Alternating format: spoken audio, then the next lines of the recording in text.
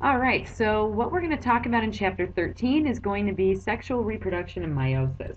So meiosis is going to be very similar to mitosis. There's going to be obviously a couple of differences here and there. And one of the major differences is the reason why these happen. So the whole purpose of meiosis is to actually create gametes. So either to make eggs or to make sperm. The process of mitosis was for cell division, for growth, development, and repair. So that's the difference between the two. Now, we call meiosis a reduction division, and that's because you're going to end up with only half of the original amount of chromosomes from generation to generation.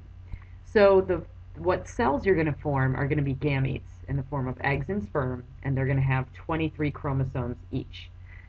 The type of cells that mitosis is going to be concerned about is going to be somatic cells. And somatic cells are anything that's not a reproductive cell. So basically anything that's not egg or sperm.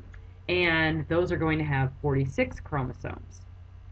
So fertilization is going to be the process of having two gametes come together to form a new cell. So you could say you have two haploid cells, which are going to be the egg and the sperm, because they only have 23 chromosomes each, coming together to form what's called a diploid zygote. So if we look at this PowerPoint, this can kind of help you to see what you're talking about here. So you've got 46 chromosomes in the beginning on a regular cell that's going to go through meiosis. And what's going to happen is DNA replication. So if we were going to replicate every single chromosome in this example, that means we would have every single of those 46 has a copy. That would bring our total number to 92, right? Because we've doubled it. 46 and 46 is 92. Now, if we're going to have a division happen, that means we're going to end up with 46 and 46. Now, meiosis is kind of funky because it has two divisions. So the second division, there's no DNA replication in between, so we're just going to be splitting those 46. And when we do that, we're going to end up with 23 chromosomes in our end result. So the end of meiosis is going to give you 4 cells. The other thing is that they're not all going to be genetically the same. In mitosis they were. In meiosis they're not going to be. So then what can happen is if these were a bunch of eggs or these were a bunch of sperm, they're going to find the opposite sex and fertilization can happen. So you've got a sperm that has 23 chromosomes, an egg that has 23 chromosomes, and when those come together, that's going to give you 46 chromosomes and form a zygote. And so that's how you came to be with 46 chromosomes.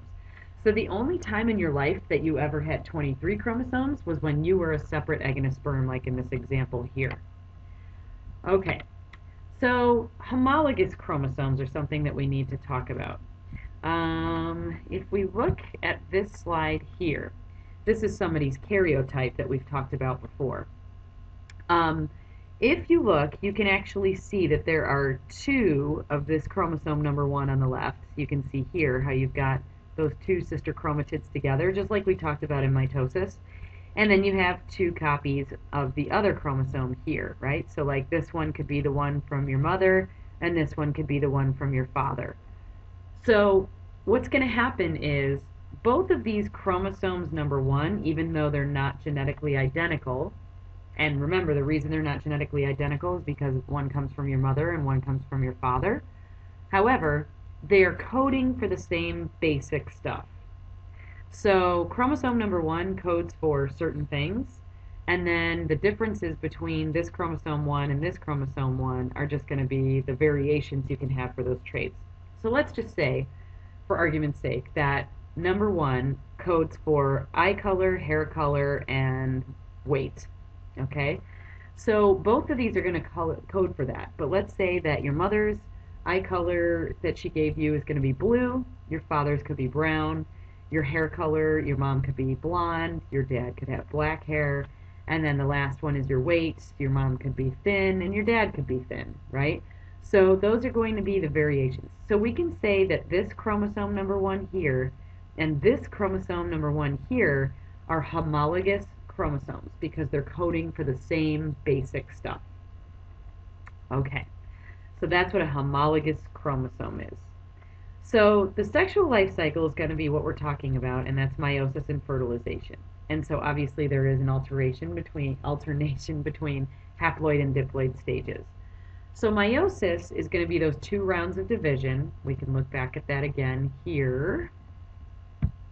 So you've got, let's do the slide. So you've got your original cell, DNA replication gives it 92. Here's your first division, so this would be meiosis 1. Here's your second division, this would be your meiosis 2.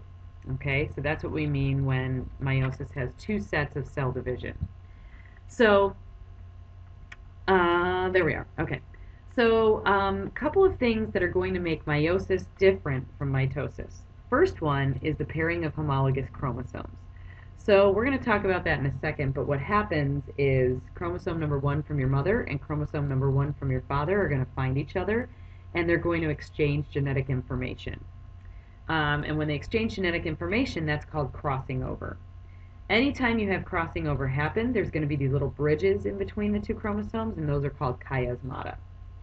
Another major difference is meiosis is going to have 2 divisions with no replication between them, whereas mitosis is going to be 1 division.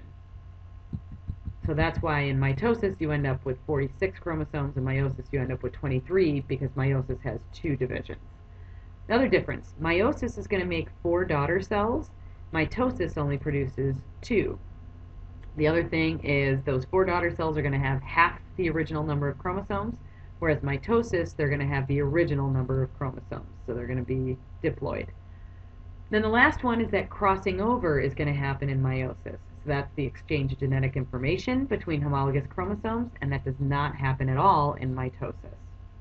So in the next part, we're going to talk about how those stages actually go, and you'll be very happy to see that there's prophase, metaphase, anaphase, all sorts of things that you've heard about from chapter 12.